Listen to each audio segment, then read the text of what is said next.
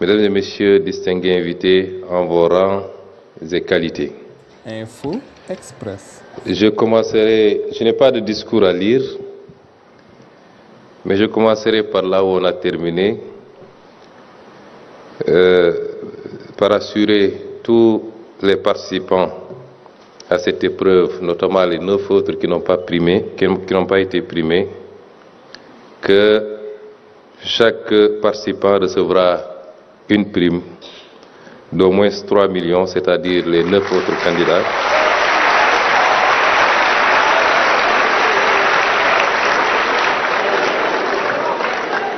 Pour davantage vous encourager, pour vous féliciter, mais surtout pour davantage vous encourager à persévérer dans cette voie qui est la seule voie de sortie de crise, la crise du développement s'entend pour notre pays, le Sénégal.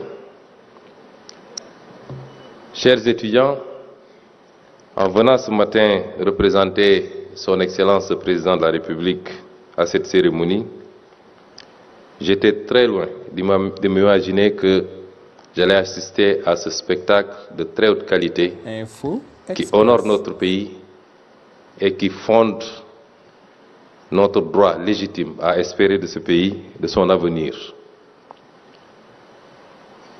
J'ai senti une jeunesse déterminée, convaincue, mais surtout une jeunesse qui semble s'être appropriée du projet de développement structurel, de rupture, mais de relance de ce qui devait être notre trajectoire depuis le début.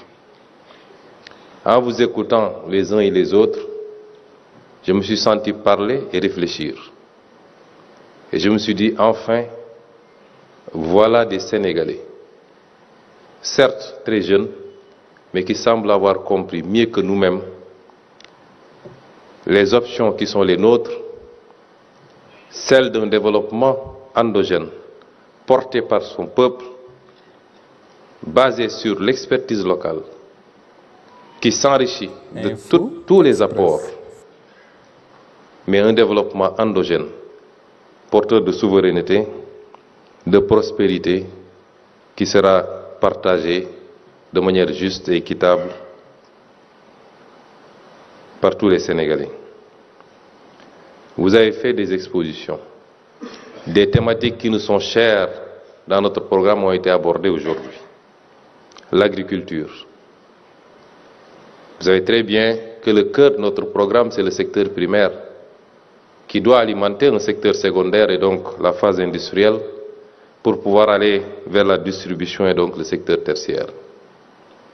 Et le poumon de ce secteur primaire, c'est l'agriculture, qui aujourd'hui continue à souffrir des erreurs du passé, des mauvais choix, qui est confronté à un problème des faibles rendements.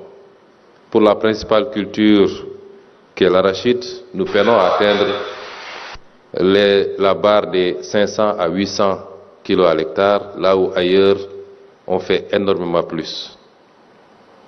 Qui est confronté à un problème de la qualité des intrants, mais qui est confronté également à ce qui a été exposé ici, la mauvaise utilisation des pesticides et autres produits. Et aujourd'hui, des jeunes de ce pays nous ont démontré qu'il est possible de faire beaucoup mieux et gérer les problématiques liées à la santé des producteurs, mais également améliorer le rendement, notamment en limitant les pertes post-récolte. Le tourisme. Il y a quelques semaines, en tant que tête de liste, j'ai parcouru le pays et sur la base du programme Sénégal 2050, j'ai insisté sur l'importance du tourisme dans toutes ses déclinaisons. Le tourisme culturel, le tourisme cynégétique, le tourisme balnéaire, le tourisme religieux, mais surtout j'ai insisté à dire que le principal vecteur du tourisme doit être le tourisme intégré, le tourisme domestique et le tourisme local. Et aujourd'hui, des jeunes nous ont proposé des moyens d'améliorer ce tourisme logistique. L'éducation et la formation, qui aujourd'hui continuent à souffrir également d'un certain nombre de problèmes liés à la faiblesse des infrastructures, à la mauvaise orientation des investissements et évidemment la qualité des enseignements. Et nous avons eu au moins 2 ou 3 exposés sur l'éducation, intégrant les problématiques de la corruption, de la sécurité dans la documentation, du handicap et même du chômage. Le transport, vous avez vu que depuis qu'on est arrivé au gouvernement, ça a été l'un des chevals de bataille de ce gouvernement. Comment amoindrir l'insécurité routière, l'indiscipline sur nos routes et son lot de dégâts matériels, humains, financiers. Et aujourd'hui, on a eu droit à 2 exposés sur la sécurité routière et sur la mobilité. L'administration, enfin, qui aurait mérité d'être primée, Monsieur le ministre de la fonction publique. Puisqu'en tant que chef de gouvernement et en tant qu'ancien fonctionnaire malheureusement radié, je puis vous assurer que le plus grand combat pour les prochains mois et les prochaines années est celui de l'assainissement de notre administration, qui souffre de beaucoup de maux liés à la qualité du service à l'usager. C'est lié certainement à la formation à la base, mais à la pratique d'une administration encore cantonale, où l'usager est considéré comme redevable, alors qu'on parle d'usager, de service aux contribuables, de service à l'usager. Il faut que l'administration redevienne un outil au service du citoyen. Info Express. C'est lié également au manque de corrélation entre l'objectif de développement et notre administration. Il faut que cette administration redevienne une administration du développement. Elle ne l'est pas ou elle ne l'est pas suffisamment aujourd'hui. Et les problématiques qui ont été soulevées et qui tournent autour du numérique, l'outil numérique, dans toutes ses déclinaisons, les nouvelles technologies, l'intelligence artificielle, sont le présent aujourd'hui du monde, mais certainement et inéluctablement l'avenir du monde. Et nous sommes heureux de voir qu'il y a une jeunesse ici au Sénégal. Et mon conseil technique en charge de l'enseignement supérieur et de la formation professionnelle ne s'y était pas trompé. À 2 ou 3 reprises, il m'a trouvé dans mon bureau pour me dire que ici, dans nos écoles et nos institutions, nos écoles et nos instituts de formation, nous avons des jeunes qui ont toutes les aptitudes pour aller le plus loin possible et nous permettre de faire ce que j'ai toujours appelé le leapfrogging, les sauts de mouton, des sauts qualitatifs, qui nous permettent d'anticiper et d'aller vers les prochaines générations de technologies. J'ai tendance à donner comme exemple la Chine, qui il y a quelques décennies encore était totalement à la traîne et qui a pu faire ces sauts de mouton pour être aujourd'hui la seule détentrice de la technologie de la 5G et de beaucoup d'autres technologies que les plus grandes puissances peinent à rattraper. Et l'autre jour, à l'école Sénégal-Japon, l'ambassadeur du Japon nous disait, et c'est valable certainement, monsieur l'ambassadeur du Corée pour la Corée du Sud, que le Japon ne dispose d'aucune ressource naturelle, mais a très tôt misé sur la ressource humaine, la formation qualitative de la ressource humaine, qui lui a permis d'être à la pointe de toutes les technologies et de fonder son développement sur cela. Et je peux dire, je dois pouvoir dire sans risque de me tromper, que c'est le cas de la Corée du Sud, qui aujourd'hui est à la pointe de toutes les technologies, mais ne jouit pas d'énormément de ressources naturelles. La première richesse aujourd'hui dans le monde, ce n'est pas forcément les ressources naturelles, ce n'est pas le pétrole, ce n'est pas le gaz, c'est la ressource immatérielle qui est le savoir. Et c'est pourquoi, au nom du gouvernement et sur les instructions de son Excellence, Monsieur le Président de la République, je puis vous dire que vous aurez l'encadrement, et vous l'avez déjà, mais vous aurez surtout le soutien qu'il faut pour avoir toutes les possibilités de développer votre savoir, de l'accroître, de l'améliorer.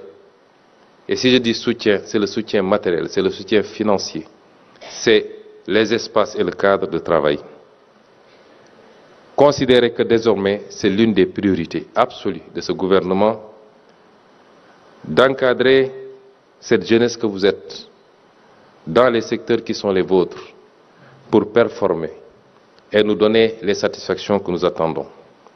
Les projets qui ont été présentés aujourd'hui ne sont certes pas des projets totalement maturés, mais qui peuvent l'être rapidement s'ils bénéficient de ce soutien. Ailleurs, ça a commencé certainement dans les universités, dans des garages, pour nous produire des Facebook, des Google et d'autres champions mondiaux. Je puis vous assurer donc que, quels que soient les défis et les écueils qui sont devant nous, et ceux que nous vivons déjà par rapport à la situation que nous avons trouvée ici, qu'ensemble nous allons relever les défis et que dans la priorisation des secteurs, le secteur de la recherche et de l'innovation sera un secteur au-devant des priorités de l'État du Sénégal. Il y va également d'une question de souveraineté. Avoir la possibilité de développer ses propres outils est une question de souveraineté et donc de sécurité nationale. Il y a une vingtaine d'années, quand je venais d'arriver dans l'administration fiscale, un peu plus de 20 ans, j'avais assisté à une scène que nous avions beaucoup dénoncée à l'époque. Des Sénégalais avaient conçu pour la douane sénégalaise un logiciel qui s'appelle le système Gaïndé et qui est toujours en cours. Et ils l'avaient développé ici avec l'expertise sénégalaise. Et ils l'ont vendu à un prix très faible, en tout cas très compétitif. Et ce logiciel nous a valu énormément de satisfaction dans la mobilisation des ressources douanières. 2 ou 3 ans plus tard, la Direction générale des impôts et domaines a lancé le même processus. Et la même entreprise avait une offre qui nous aurait permis d'avoir un outil pour la mobilisation des ressources intérieures qui nous aurait coûté beaucoup moins cher et qui aurait été sécurisé. Un choix différent a été fait de recourir à un prestataire étranger d'Amérique du Nord qui nous a vendu un logiciel qui coûtait certainement 10 fois plus cher et dont nous n'avions même pas les clés et qui nous coûtait d'avenant à avenant beaucoup plus d'argent encore. À chaque fois, il fallait payer quelques milliards de plus. C'est l'exemple typique des mauvais choix qui ne découlent pas d'une rationalité qui intègre les questions de souveraineté et de sécurité, mais surtout d'une rationalité qui intègre l'encouragement que l'État doit apporter à la recherche locale, à la recherche nationale et à l'éclosion, petit à petit, de petites structures qui vont aller progressivement vers la conquête certainement du continent et demain du monde. C'est ça nos objectifs et nous allons, avec vous, la main dans la main, y travailler. Dans les exposés que j'ai entendus ici, je disais tout à l'heure aux 2 ministres que pas plus tard que la semaine dernière, le président de la République, de retour d'un voyage, me parlait d'un outil qui lui a été présenté dans un pays étranger, qu'il trouvait très intéressant et qui n'est rien d'autre, peut-être beaucoup plus élaboré, parce que les moyens ne sont pas les mêmes, Mais dans le cadrage global, cet outil n'est rien d'autre que ce qui nous a été présenté ici pour la gestion des écoles, de nos écoles. C'est dire que les idées sont là, les compétences sont là, il faut juste accompagner, encadrer, et c'est ce que nous allons faire avec vous. Chers jeunes, je réitère mes félicitations et mes encouragements et vous dire que c'est vous, en réalité, le projet dont on parle. Ce n'est pas le président Bassirou Diomaye Faye, ce n'est pas son premier ministre, ce n'est pas le gouvernement. C'est vous, en réalité, ce projet. C'est vous qui allez le porter, le hisser le plus haut possible. Nous ne sommes là que pour accompagner toutes les bonnes initiatives. Nous ne sommes là que pour les encadrer. Et nous le ferons avec tous les moyens qui seront disponibles. Je ne terminerai pas sans féliciter, très sincèrement et très chaleureusement, Monsieur le ministre de la fonction publique.